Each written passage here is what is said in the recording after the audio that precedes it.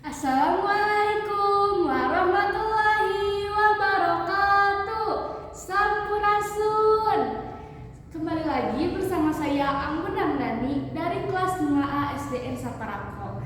Kali ini saya akan mempresentasikan hasil review saya. Buku yang saya baca adalah Kumpulan Cerita Rakyat Nusantara, ditulis oleh M. Rahimsyah AR dan diterbitkan oleh Giri Utama.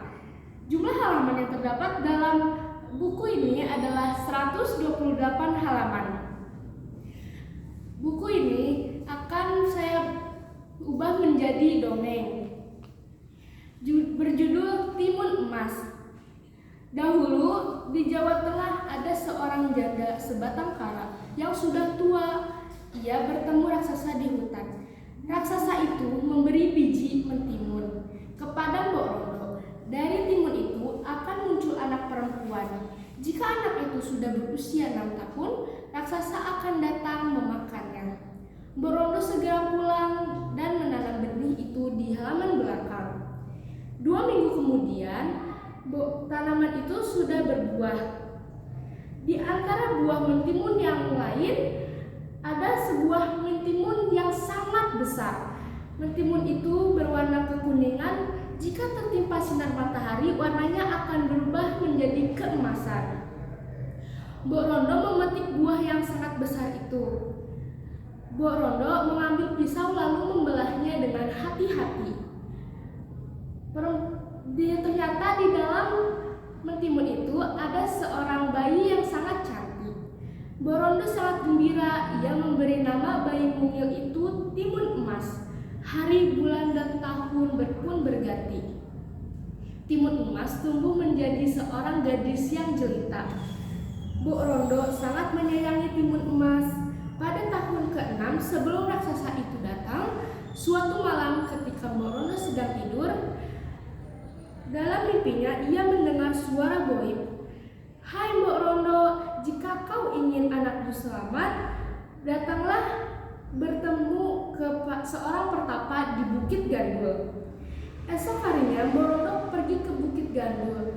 Di sana ia bertemu seorang pertapa. Lalu Mbok Rondo diberikan bungkusan kecil yang isinya biji mentimun, jarum, garam, dan terasi. Pertapa menerangkan khasiat benda-benda itu kepada Mbok Rondo. Mbok Rondo menerima bungkusan itu dengan rasa heran. Di rumah, ia menceritakan perihal pemberian pertapa itu kepada Timun Emas. Esok harinya, pagi-pagi sekali bumi terguncang, pertanda raksasa datang. "Ho ho ho, mana Timun Emas? Ayo cepat serahkan dia kepadaku. Aku sudah lapar," kata raksasa dengan suara menggelegar. Mbok Rondo segera mengambil bungkusan pemberian sang pertapa. Kemudian diberikan kepada Timun Emas. "Anakku, bawalah bekal ini. Pergilah lewat pintu belakang sebelum raksasa itu menangkapmu." "Mbok Rondo, mana Timun Emas?" Suara raksasa itu terdengar tidak sabar. "Maafkan aku raksasa, Timun Emas ternyata sudah pergi." "Apa kau bilang?" geram raksasa itu. Namun berkat kesaktiannya, raksasa itu dapat melihat Timun Emas yang sedang melarikan diri. Tanpa berkata-kata lagi, si raksasa langsung mengejar Timun Emas. Karena terus-menerus berlari, Timun Emas teringat akan bungkusan pemberian sang pertapa. Cepat ia taburkan biji mentimun di sekitarnya. Sungguh ajaib, mentimun itu langsung tumbuh dengan lebat. Melihat buah mentimun terhampar di hadapannya, dengan rakus ia segera melahap buah yang ada di hadapannya, sampai tak ada satupun yang tersisa. Setelah kenyang, raksasa itu kembali mengejar Timun Emas. Pada saat itu juga Timun Emas membuka bungkusan dan menaburkan jarum ke tanah. Sungguh ajaib, jarum itu berubah menjadi hutan bambu yang sangat lebat. Raksasa itu berusaha menembusnya, namun tubuh dan kakinya terasa sakit karena tergores dan tertusuk oleh bambu yang patah. Ia pantang menyerah dan berhasil melewati hutan bambu itu. Terus mengejar Timun Emas. "Hai Timun Emas, jangan harap kamu kamu bisa lolos," seru si raksasa sambil membungkuk untuk menangkap timun emas. Dengan sigap, timun emas melompat ke samping dan timun emas terengah-engah.